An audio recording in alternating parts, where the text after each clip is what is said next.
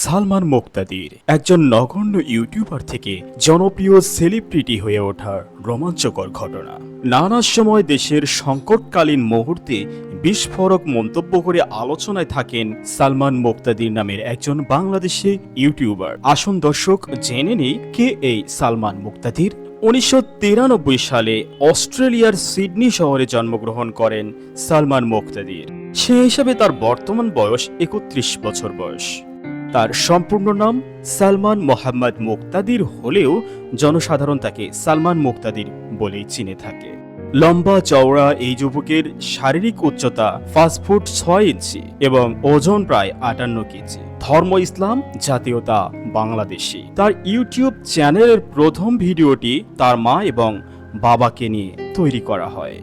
শিক্ষা জীবনে তিনি ব্রিটেনের কোনো এক কলেজে পড়াশোনা করেন। প্রতিবেদনকালে কোনো নির্ভরযোগ্য তথ্য না পাওয়ায় আমরা বস্তুনিষ্ঠ তথ্য প্রদান করতে না পারার জন্য আন্তরিকভাবে দুঃখ প্রকাশ করছি। তার ব্যক্তিগত সালমান দ্য ব্রাউন ফিশ এবং সালমান দ্য পুঁটি মাছ নামে দুটি ইউটিউব চ্যানেল রয়েছে।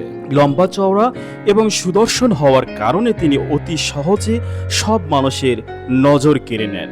ভারতের জনপ্রিয় চলচ্চিত্র নায়ক সালমান খানের নামের সাথে মিল থাকায় তিনি আরও বেশি জনপ্রিয়তা পেয়ে থাকেন। তিনি ছোটবেলা থেকেই সঙ্গীতের প্রতি ঝোঁক রাখেন, তাই নানা সময় গান এবং সেই সাথে নিত্য নতুন ফান করে জনতার জন্য বিনোদনের খোরাক তৈরি করে থাকেন।